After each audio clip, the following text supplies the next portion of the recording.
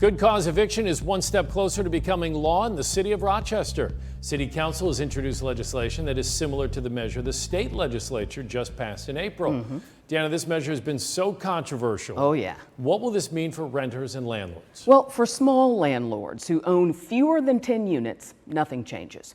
But big landlords will have to prove good cause to kick out a renter, even after the lease expires.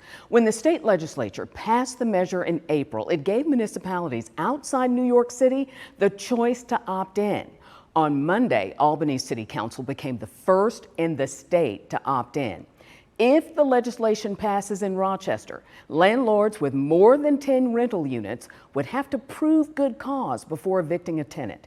Good cause includes examples like a renter not paying rent, the renter is using the unit for something illegal, or is doing something that compromises the safety of other tenants.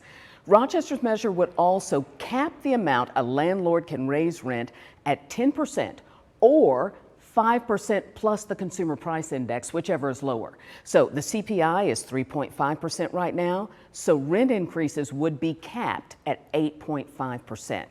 Now, introducing the measure does fulfill a promise made by a number of city council members, but many housing advocates are not happy with the compromise measure that passed the state legislature.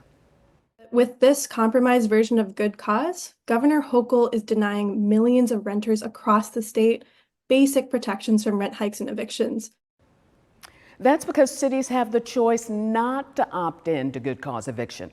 Housing advocates are also not happy about the many exceptions to the law, exceptions that Rochester also plans to adopt. For example, buildings with a certificate of occupancy issued in 2009 or later are exempt. And as I said before, small landlords with fewer than 10 units are exempt. And she points out the fact that many landlords put their rental units under different LLCs, making it really hard for tenants to know whether their landlord owns more than 10 units. Now, opponents of good cause eviction believe it will make Rochester's housing crisis even worse because it will chase good landlords out of the business.